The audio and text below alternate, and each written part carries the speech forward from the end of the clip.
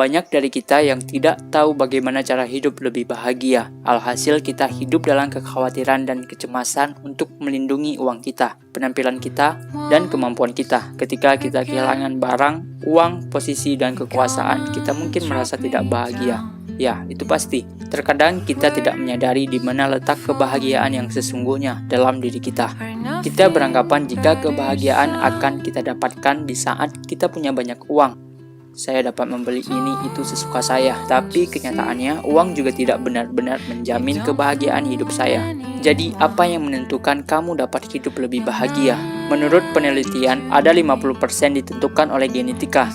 Orang secara inherent tidak bahagia berada dalam kondisi apapun yang tidak bahagia, dan mereka yang bahagia akan bahagia dalam kondisi apapun.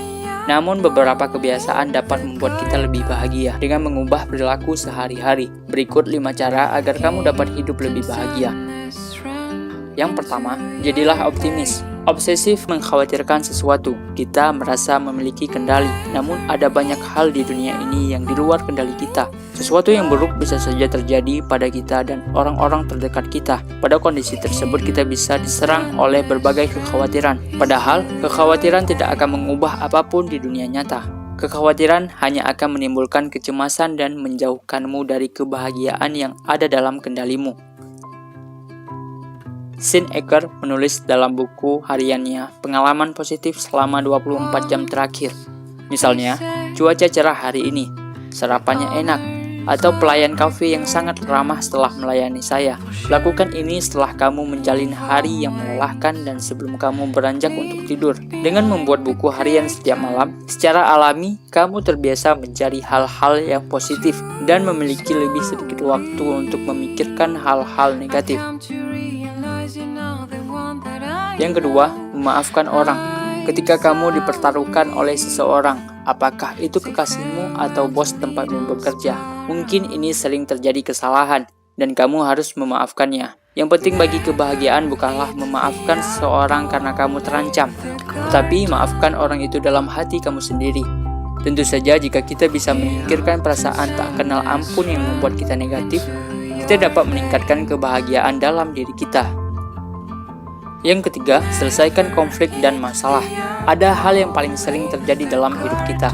Kita memposisikan diri pada lilin yang menerangi hidup orang lain, namun diri kita sendiri terkuras.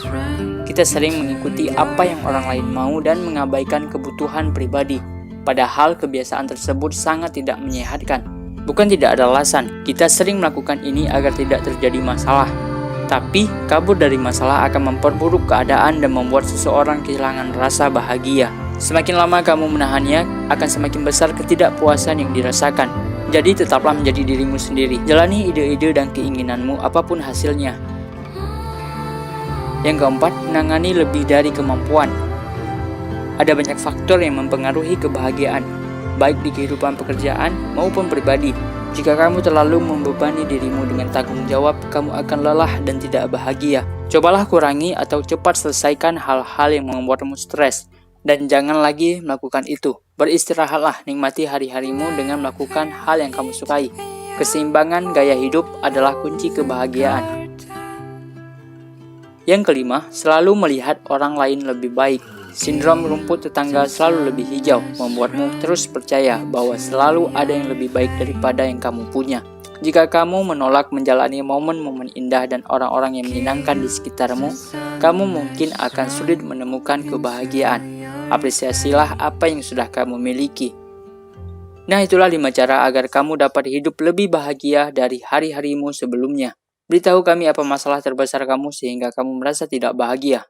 Jumpa lagi di video berikutnya. Salam Kutu Buku.